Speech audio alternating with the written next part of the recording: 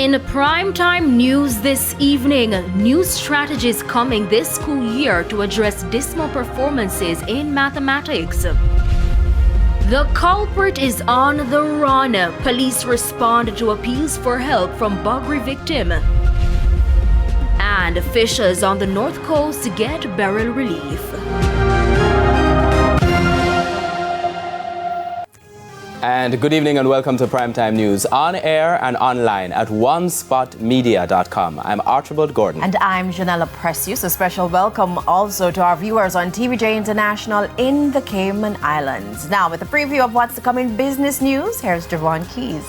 Well, General, we've all been to the tax office and had to wait some time for some services where the government is pledging to increase the capacity of tax offices across the country. What does that plan look like? I'll have the details later on. Why are you laughing? So many stories, so little time.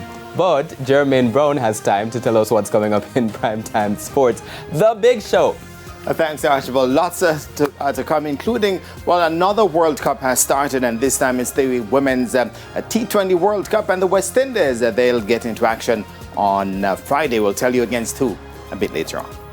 I went outside and it is raining. I was not expecting this. Romain, what is happening?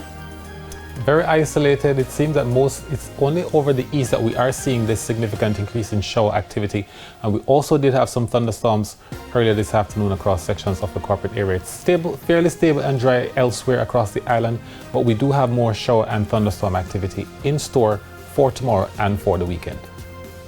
And he has more details coming up later on in the weather report and forecast. Plus, there's also sports commentary and E-Prime. But before the break, the feedback question. This evening, we're asking, how satisfied are you with the way sexual offenses are handled in Jamaica? Give reasons for your answer. You can share your comments online, facebook.com/televisionjamaica, and you can post on X at TVJ News Center.